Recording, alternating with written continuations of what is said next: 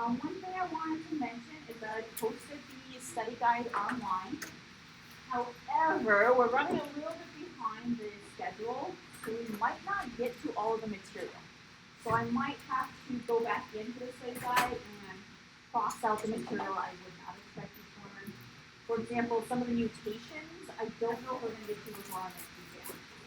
So, study guide is available. You can work through it with what you have already. It's the same study slides that I've had at the end of the slides, just condensed into one document. And then the future study slides as well. Let's see, content check 5 is graded and back to you. I graded it a little leniently, simply because I feel like the first question where it said, which way does DNA polymerase read, right? I emphasized 5 to 3 is how it's built. I did not emphasize 3 to 5 is how it's read, right? So I was lenient on that one. And then I was also lenient on, let's see, what are the elements of the nitrogenous bases? Elements of the nucleic acids, I think was the question. I think it was a little misleading. Elements make you think of like nitrogen, oxygen, and I just simply wanted you to say phosphate group, nitrogenous base, sugar. If you have any questions, let me know. I did leave feedback. If you had anything wrong, even if I did not, they can ask. All right. Let's go ahead and start with lecture then. So, meiosis and genetic diversity. We started with meiosis on Monday. Just to recap what we've already gone over. Right, so far, we've gone through prophase 1, right? So chromosomes, they have condensed, and the mitotic spindle is attached to the chromosomes. Right? They've also formed bivalents, or tetrads. So the homologous pairs are connected together. Because they're connected together in those bivalents, in those tetrads, we have seen crossing over occur. So we're exchanging genetic information, increasing genetic diversity. By the time we get to prometaphase 1, right, the nuclear envelope is gone, right, mitotic spindle is absolutely, completely attached to chromosomes. And we left off at metaphase 1, where we have our tetrads lined up in a row, kind of like a double row, on the metaphase plate. So this is where we will pick up again today, is metaphase 1. Right, so we ended on this slide. So, metaphase 1 are bivalents, also known as tetrads. You'll see both of those words used here.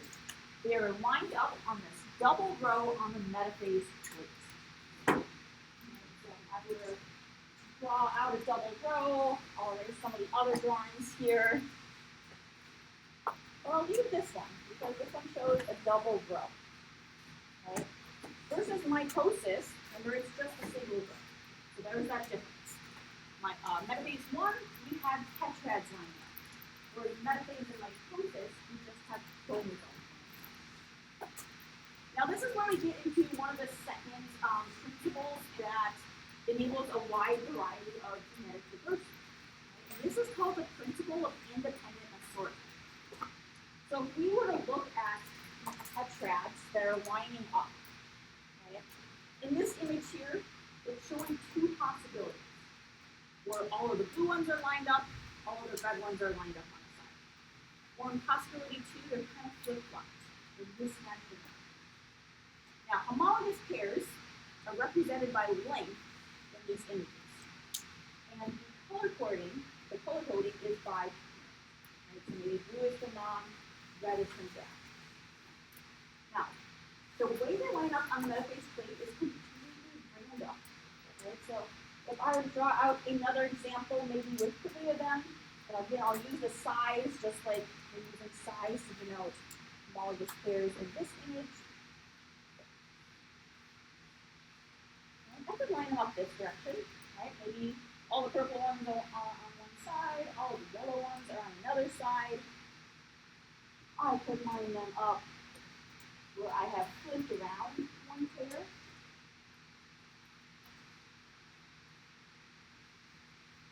So now I flipped around that top pair that I drew.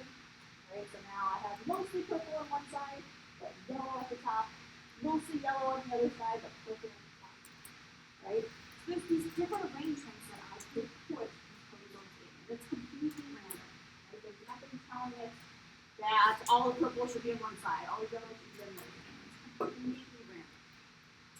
So if you look at the possibilities on the screen and walk it through the next few steps of meiosis, after meiosis 1, right, if they had lined up in possibility 1, we would have 2 resulting cells, all of one genetic material from one parent, and all of the genetic material from the other. Versus possibility 2, we would kind of mismatch things, so the resulting cells have genetic material from both. Again, completely random. Nothing told the chromosomes to line up in this specific order.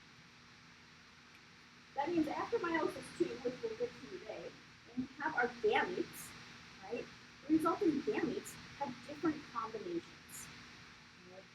So this is all in order to increase that genetic diversity that we pass on, to ensure that we're not always going to split so that all of mom's genes are passed down in one gamete and all of dad's genes are passed down in one gamete. It could happen by random chance, right? But because the lining up is random, it's likely not to happen too often. Likely we're going to get these combinations that are different and have genetic diversity too. Alright, so this is one of the second ways that we have added genetic diversity into the resulting cells. Right? The first way was crossing over. So we had our tetrads going through crossing over, exchanging genetic information. And the second way is by how they arrange on the metaphase plate themselves. Alright, this really does increase diversity. Right? So far, I've shown you an example with 2 homologous pairs or 3 homologous pairs. But think about the human genome. Right? The human genome, we have 23 pairs of chromosomes. So if we use a mathematical equation here, right, we could say the way that they line up in metaphase 1 is 2 to the power of n. 2 meaning that it's diploid. Power of n, meaning that's the number of chromosomes per set. Right? So we have 23 sets of chromosomes. If we did the math on this, right, we would have 8, right, 8 million different ways that our chromosomes could line up. That's huge amount of diversity. All random. Nothing dictating the order. Over 8 million different ways that our genes could sort themselves in genetic form. Right, so that in itself is pretty incredible. That leads to a lot of genetic diversity in those gametes. Now, I would not expect you to know this equation or how to calculate it, but rather I would want you to know the principle of independent assortment. Right? That's random, it happens in metaphase 1, right? And it determines how the tetrads are split apart and the resulting chromosomes in the gametes. Alright, independent assortment, how they're arranging on the metaphase plate. Completely random.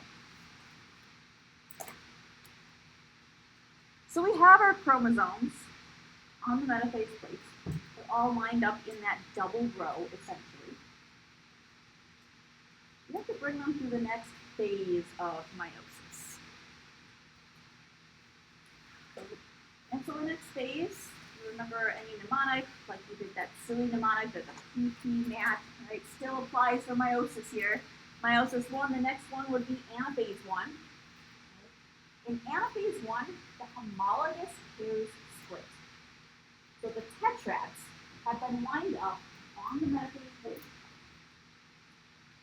So we have to split the tetrads apart. Okay, so this is our cell. We have a mitotic spindle attaching to either side of the tetrad. In anaphase, we're going to split this. So our tetrads are now split apart. We no longer have tetrads. Right? Now, because the tetrads are splitting, that also means the homologous pairs are splitting apart. Right? So this stage here is where we go from having a diploid cell into creating 2 haploid cells. Right? So I would draw this out here.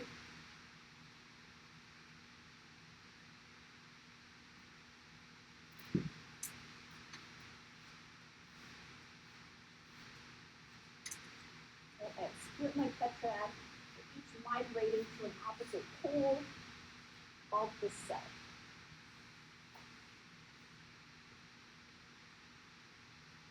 Alright, so as homologous pairs have split to opposite poles. Versus in mitosis, we see a splitting of chromosomes, but we see a splitting of sister chromatids rather than the homologous pairs in the peptides. Alright, once they have reached the poles, telophase is going to occur in the same manner that we have seen telophase occur before. Right? Nuclear envelope is going to reappear, create one cell with two nuclei. Right? Each nuclei is around each set that had been split. And then while telophase is occurring, cytokinesis has started. We are splitting the cytoplasm. And what we end up with, right, are two daughter cells. Two daughter cells that are haploid. Right? So we've gone from diploid to haploid because we have split the homologous pairs in half. All right. So meiosis 1. We know all the steps in meiosis 1. Right? It's more complicated than mitosis. It's also more complicated than meiosis 2. Right? We have crossing over occurring. We have the formation of tetrads, which helps with the crossing over. We have independent assortment on the metaphase plate, right? And we're splitting the homologous pairs. We're going from a diploid to a haploid cell. After meiosis 1, we go directly into meiosis 2. There is no interphase, right? So from telophase 1 and cytokinesis, the resulting daughter cells immediately enter into meiosis 2. Now, meiosis 2 is very similar to mitosis to the point where I have not broken them down into individual slides. We're going to talk about it on this slide alone, right? Because all the steps are basically the same, right? So we have our two resulting daughter cells from meiosis 1, right? Their ploidy level is haploid at this point. Homologous pairs have split, which is why they are haploid. We are going to take both of these cells and bring them through all of the stages in meiosis 2, starting with prophase. Right? So same thing is happening with prophase. Nuclear envelope is starting to disappear. Mitotic spindle is forming. Right? The chromosomes, they don't have to condense here because there is no interphase. They're already condensed from meiosis 1. We then move on to prometaphase, right, which is not actually shown in these images here. Right, but I have put a little arrow where it would occur. Right? Prometaphase, we have the nuclear envelope completely gone. Mitotic spindle is fully formed, and it's attached to the chromosomes. Same thing we saw in mitosis. Right? Same exact steps. So prometaphase 2, the mitotic spindles are attached, nuclear envelope is gone. Now we move into metaphase 2. Metaphase 2, again, very similar to mitosis. We are lining the chromosomes up on the metaphase plate in a single row. Remember, we no longer have these tetrads. The tetrads have split. We no longer have tetrads, so we can't line tetrads up. Tetrads only occur if we have a homologous pair. We have split the homologous pairs. They no longer exist in these cells. So instead, what we would have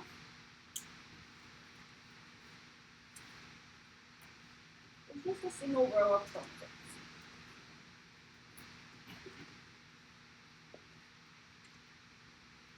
All right.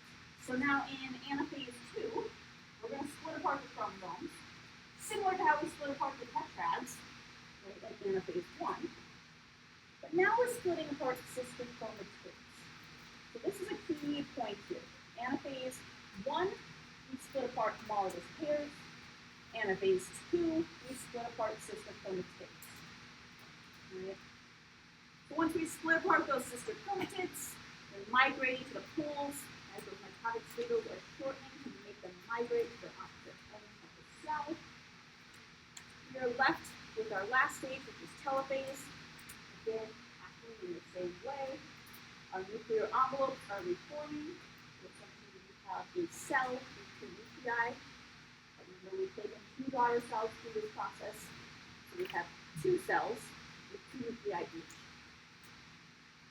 Cytokinesis is starting. We're splitting that cytoplasm. And as a result, we have four daughter cells.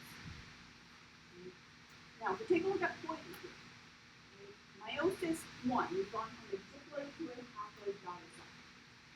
Meiosis 2, we're going from a haploid daughter cell to four haploid daughter cells. Great, so N equals 2 up top here, so that means ploidy level haploid, 2 chromosomes in total. We're ending up with cells that are also N equals 2. The difference here is that we split those sister chromatids. Right, so remember, sister chromatids are either side of a chromosome that's gone through replication. So even though the ploidy levels are the same, in daughter cells after meiosis 1, we have sister chromatids. In daughter cells after meiosis 2, we no longer have chromatids. We no longer have that X big word chromosomes. All right, so meiosis 2, very, very similar to mitosis.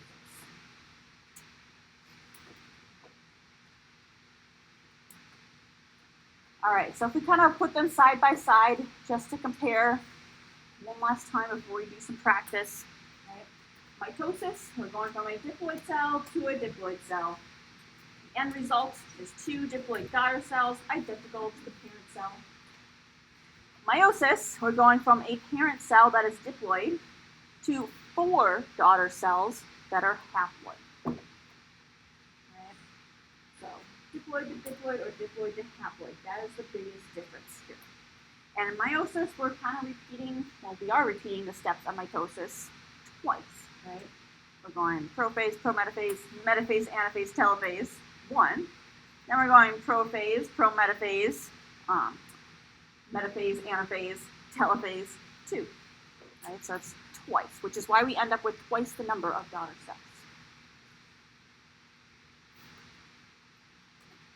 All right, let's do some practice here because I think that's the best way to understand what is happening.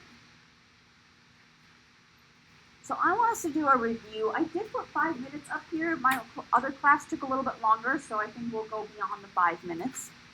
But I want you to draw a cell that we would say is 2n equals 6. So let's just talk about that to make sure we all know what that means. What does 2n represent? What's the ploidy level? Diploid, yeah. Diploid, we have two chromosomes that have the same type of genetic information. So it's diploid equals 6. 6 is the total number of chromosomes. So it's 6 chromosomes in total. But now this cell is diploid, right? So if we take 6 divided by 2, we get 3. So we know that our 6 chromosomes are divided into 3 sets of homologous pairs. I want you to draw that cell in metaphase of mitosis, metaphase of meiosis 1 and metaphase of meiosis 2. And then answer the question about the cell that is 4n equals 8. And then we'll do some review. Like I said, I'll give you a little bit more than 5 minutes for this.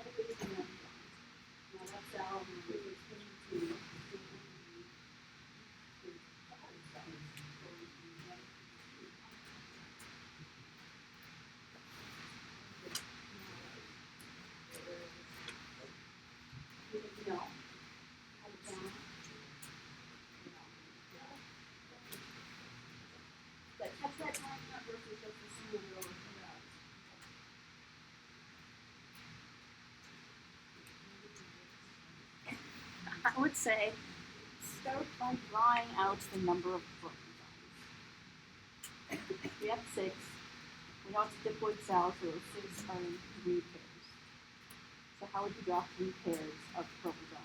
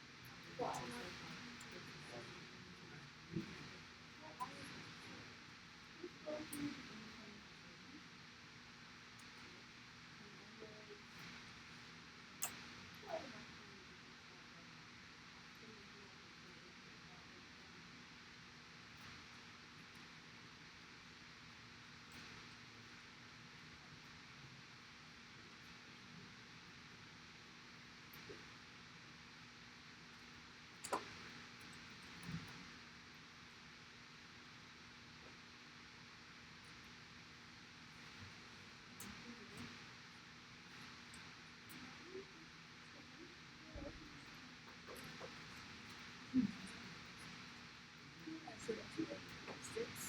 That's what we got, right? We have 6 chromosomes, but then one is somewhere here.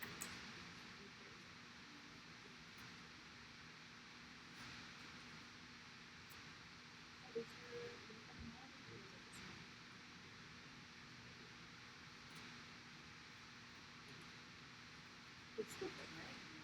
So now we don't have homologous pairs between them. So 2 equals 6 would start here, and then 1, and then once you move down to M2, you get 10.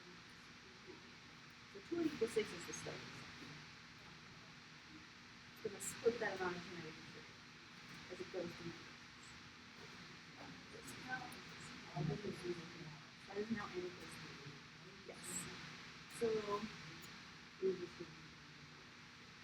would physically not be able to draw 2N equals 6 in metaphase 2 because in metaphase 2 we're haploid and this is a diploid. But from that original cell, yes, it would make that. Yes. Yes.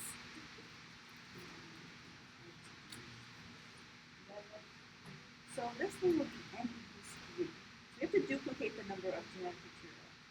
So we have 3 chromosomes. Probably not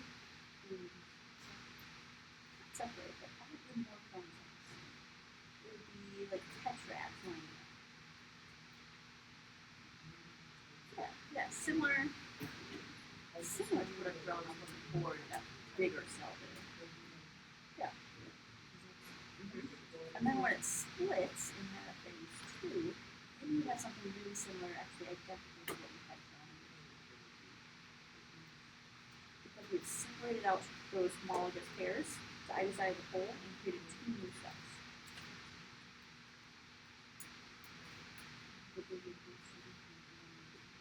We still be connected on both sides. Yeah, so now rather than connected on a chromosome and a tetrad, now they're connected on a sister chromatid and a sister chromatid on a chromosome. Yes. It's a lot of terminology.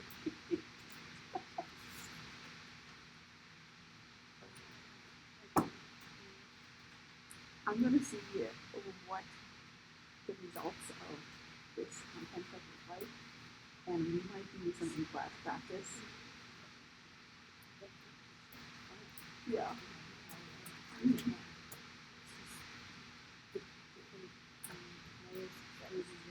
that could be part of part 2. So, we might do some more in-class practice. Yes. And actually in a lab to accompany this, don't anymore. So I'm having to adjust on the fly to see what that means in retention.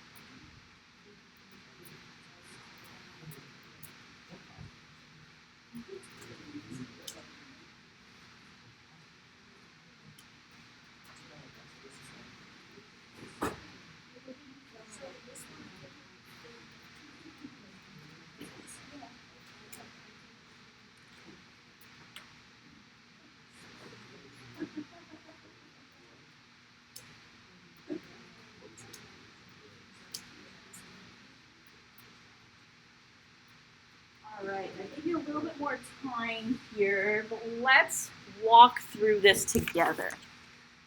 So we have a cell that's starting out as 2n equals 6. 6 chromosomes in total, but it's a diploid cell, so it's in 3 pairs. Right? In metaphase 1, how do homologous pairs line up? Do they line up in 1 row or 2? They line up in 2, right?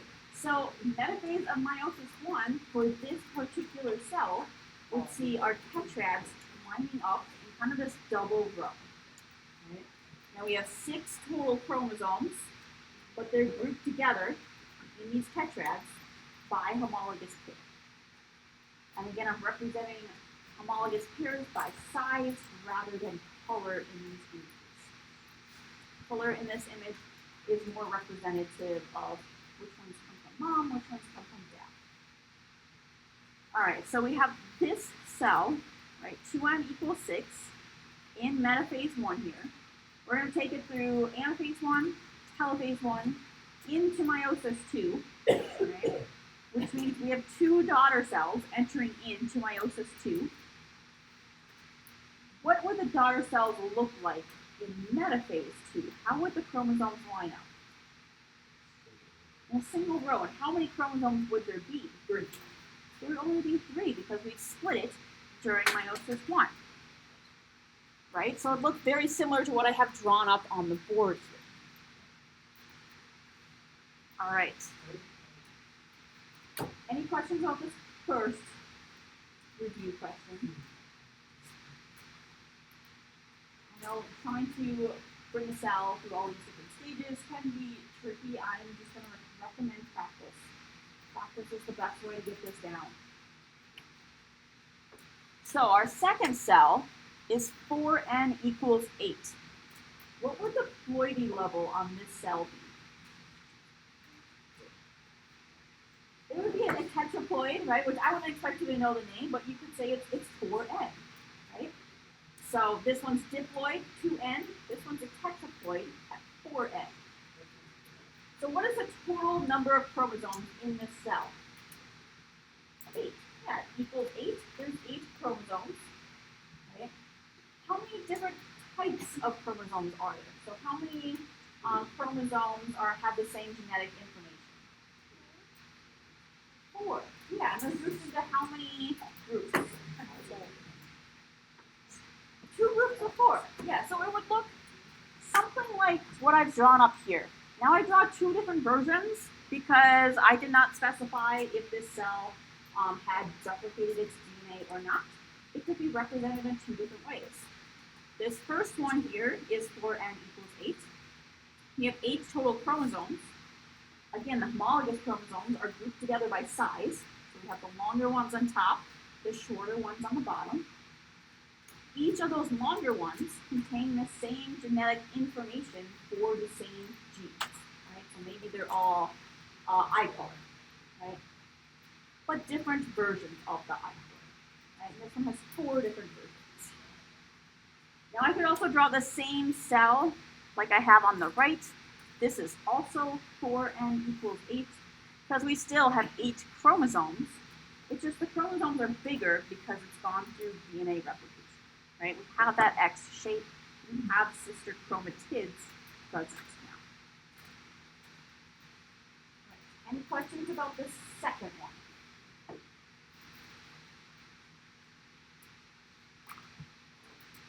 All right. We're going to keep moving along then. So we've gone through mitosis. We've gone through meiosis. Right? Even though maybe we need to do more studying to get it down. Now I want to talk about variations within our chromosomes. So chromosomes, they can vary, right? And some of this variation is natural. Some of it is part of the mutation. It can vary in chromosome structure, right? So maybe the chromosomes themselves are mutated to be different than how they should originally. This can lead to many different human diseases, right? So this is not a great thing, right? But for other species, not humans, this could lead to the evolution of an entirely new species, right? So it's a mutation that could lead to the evolution of a new species. Not for humans, though. Humans, this is normally bad. We don't want this to happen. So chromosome variation within a species, right, say within humans, is abnormal. It's bad. It normally leads to lethality or many diseases. We don't want that to happen. But between species, right, say between humans and fruit flies, right, if there's differences in chromosome structure or sets, that's completely fine. That is normal, right? It is normal for the number and structure of chromosomes to vary between species, just not within species. All right, so let's go through some examples of how chromosomes can vary. There's a few different ways that chromosomes can vary in structure. I'm going to slightly pause here. I know there's a lot of text on the screen. It's actually my favorite part of the lecture because it's really interesting. Especially if you're going into something like genetics or genetic counseling. This is right up that alley. So variation in chromosome structure. There is a variety of mutations that can occur. So if we look at some examples, in this red chromosome here, there's all these different letters on the side. Those letters represent genes, right? Represent an allele of the gene. Now we can have a chromosome where we completely delete out a gene. So in this example here, the gene for E, whatever E stands for, maybe hair color, right? It's been completely deleted. We no longer have that gene. Right? So we can completely delete chunks of our chromosome. We can also completely duplicate chunks of our chromosome. So in this second example here, right, genes D and E, they've been duplicated. Now we have 2 copies of D and E in our replicated chromosome. We can also have what's called an inversion, which means we're not deleting, not removing genes, right, but rather we're flip-flopping the order of those genes. Right, so we still have all of the genes that we should have, they're just in a slightly different order. Which at first glance might seem like a terrible thing, right? But if you think about if this chromosome were to go through meiosis and the process of crossing over, now we can have some detrimental effects. Right? So if I would draw this chromosome combining with our second chromosome here, right? And I'll do D and E, E and D, right? We've had an inversion here. These chromosomes are trying to cross over, right? With some genetic diversity. What might happen is we might get resulting chromosomes, right? If they crossed over, let's say we broke them apart here and did a flip-flop, right? We crossed them over at that line. The resulting chromosomes might not have two copies, right? Because of that initial inversion in our chromosome structure. So it doesn't seem like a big deal at first, but down the road, as we bring the cell through meiosis, we can see the consequences of this flip-flopping, the order in which the genes occur. We can also have mutations between two different chromosomes, right? So we can have what's called a simple translocation or a double translocation. So in a simple translocation, we have two chromosomes, right? One chromosome is stacked on top of half of another. Right? We get this really abnormal chromosome with genes that should not be there. So that's simple, right, when we create one stacked. But we can have a reciprocal translocation where now we can break apart two chromosomes and rearrange them. So the result is two chromosomes that have half of each. Right? And again, this is abnormal. This is containing genes that shouldn't be there. So all of these mutations can lead to these changes in chromosome structure, which more often than not are not good. Either will lead to a disease or will lead to an individual not even surviving. All right, so lots of different changes here. We can also have changes in chromosome number. And like I said, this is completely normal between species. Right? As humans, we have 23 pairs of chromosomes, which means we have 46 total chromosomes in our genome. Dogs, they have 78. The potato has 48. The fruit fly only has 8. Right? This variation is completely normal. However, if we had an individual that went from 46 chromosomes to 32 chromosomes, right, in the same species, that's when the abnormality starts to occur. Right? So, changing chromosome structure would be those mutations that occur, right? Deletion, replication. Changes in chromosome number refer to the entire chromosomes, all of the chromosomes in your body. All right, let's look at defining this a little bit more. Right? So if we look at changes in chromosome number now, right? It's no longer talking about changing the structure, just the number of the chromosomes. We can have something called aneuploidy. Aneuploidy is a variation in the number of individual chromosome types. Right? So if we have 23 pairs, maybe there's variation in one of those pairs. Maybe one of those pairs has more chromosomes than it should, or fewer chromosomes than it should. Right? So aneuploidy, different number of chromosome types in a pair or in a set. We can have trisomy, right, where normally a diploid organism has one extra chromosome. This is really common in individuals with Down syndrome. Right? Down syndrome is characterized by having 3 chromosomes on your 21st chromosome set. Right? All the other chromosomes are diploid, but chromosomes number 21 have 3 copies. We can also have monosomy, where we have a diploid cell that has fewer than the chromosomes that it should have. Right? An example of this is Turner syndrome in women. Right? So women typically have 2 X chromosomes for their sex chromosomes, but we can have this aneuploidy taking place where now an individual with Turner syndrome only has 1 X chromosome. Right? This is not lethal, but normally it shows up in signs of individuals that are really short in stature and have really bad heart problems. Right? There's a series of symptoms related to this, but with treatment, these individuals can live a relatively normal life. Right? We can also see trisomy in some of our sex chromosomes as well. Again, this is not typically lethal in our sex chromosomes. That's aneuploidy, right? Changing of one set.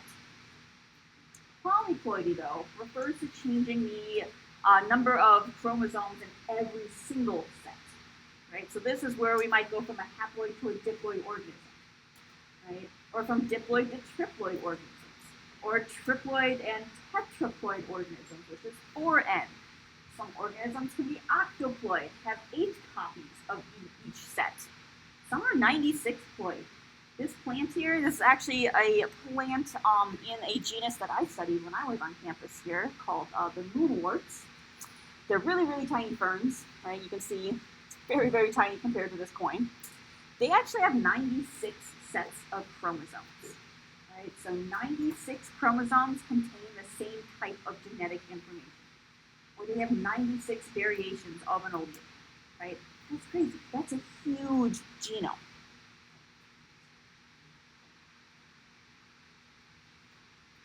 All right, if we look at aneuploidy in humans, again, this is the variation in chromosome sets, right? Individual sets. This is typically lethal, right? Normally, individuals that have aneuploidy do not survive. So about 5 to 10% of all fertilized human eggs results in an embryo with an abnormality. Right? About 50% of all spontaneous abortions are due to alterations in chromosome numbers. But there are instances where the individual can survive, such as aneuploidy in sex chromosomes, like Turner syndrome, or maybe having 2 X's and a Y, right, instead of 2 X's. And examples of trisomy 13, 18, or 21. 21 being a very commonly known one, which is the Down syndrome that we talked about, right? And we can see, if we look at the genomic picture of all of the chromosomes in an individual with Down syndrome, most of them are diploid. But if we go to the 21st pairing, right, you don't have a pair, you have a set of 3. Right? So that is a classic example of aneuploidy in humans not being lethal, and still having some consequences. But these individuals, they can live a life, right? They're not going to die in the womb. So aneuploidy in humans, typically lethal. How does this happen? How do we get this weird number of chromosomes in a set? Well, this is through the process of non-disjunction. This is where, at some point in meiosis, right, the chromosomes have not separated properly. So this can happen in meiosis 1. We have tetrads lining up. Normally, the tetrad should split apart. But in this example, this tetrad is not split apart, and the entire tetrad has moved to one side of the cell, resulting in 2 cells, one having too much genetic information, one having too few genetic information. So we're not separating correctly. Somewhere along the line, checkpoints have failed. Right? You're getting these abnormal number of chromosomes due to this abnormal separation. And if we look at the resulting gametes, half of them are going to have too many chromosomes, and half of them are going to have too few. So that's what happens in meiosis 1, right? Problem with the tetrads separating. But maybe meiosis 1 happens perfectly. Tetrads separate exactly how they should. But now our 2 daughter cells, once they get into meiosis 2, maybe in one of them, right, our sister chromatids are no longer separated. So now we have a cell where the first set, sister chromatids are separating like they should, but the second set, they're not separating at all. Which again, leads to abnormal number of chromosomes in our gametes. Our gametes are going to have either more than they should or fewer than they should. Now this only happened in one of the daughter cells. The other daughter cell, that happened just fine. So these resulting gametes are just fine. Right? But non-disjunction, where separation of those chromosomes, they're just not happening correctly. Maybe some checkpoint has failed, something has gone wrong along the way.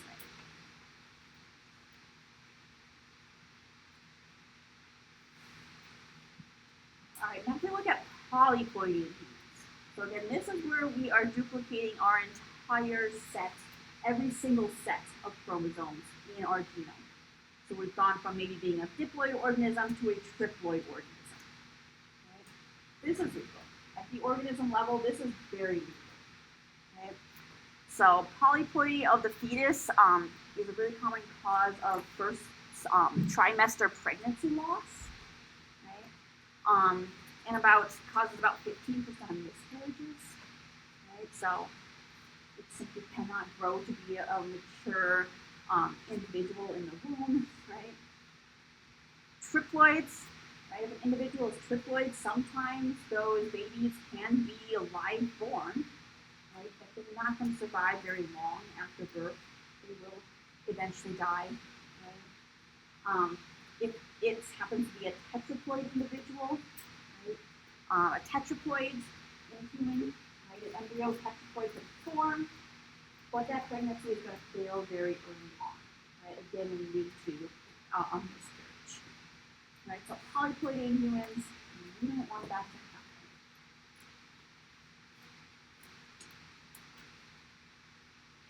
happen. Polyploidy in other organisms, though, completely fine. We're not talking about a mammal. Polyploidy is actually really common, right? So amphibians, lots of plants, right? Yeast. Right? They all have these different levels of ploidy, right? They can be octoploid, so have 8 replicates in each set, like strawberry. Tetraploid having 4 replicates. Right? This is a very common occurrence. And in fact, in plants, right, this is very, very common. In plants, we think about 70% of the vascular plants on Earth are polyploids. Right? There are polyploids, and a lot of them, this gives them an evolutionary advantage. Right? They can either tolerate harsher or more extreme conditions better than species that are not polyploid. Some can even self-pollinate, so they don't have to rely on insects or other methods of dispersion of pollen. Right? So it's very common. You can see in this map here, anything that's in a warm color, red especially, is where it's very, very common to see polyploidy in plants.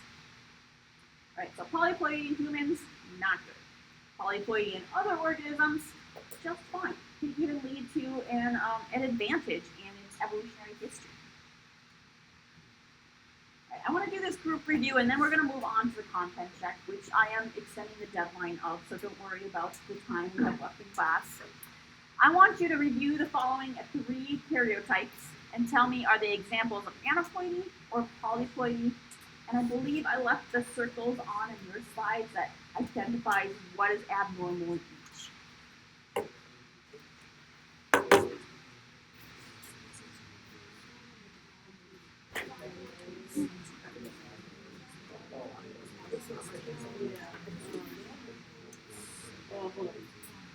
Yeah, because they can add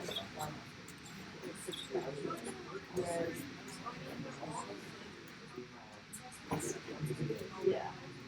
Yeah. Yeah, so we're saying this, you know, animal add and subtract in just one side, and then there's probably use and add to the set. So yeah.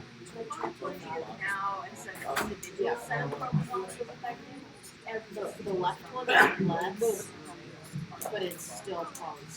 so basically it's like an organism was haploid, now the organism changes every single cell. So which one there looks like polyploidy? Yeah. It's another one. Most chromosomes there, now there's a 3 sections that will penetrate. So most chromosomes have this is actually an example of a that has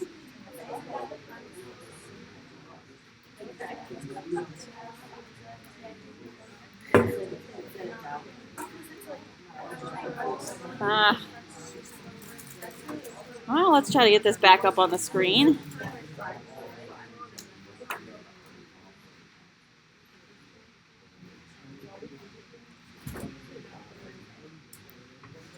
always says that this is something. So they must have it.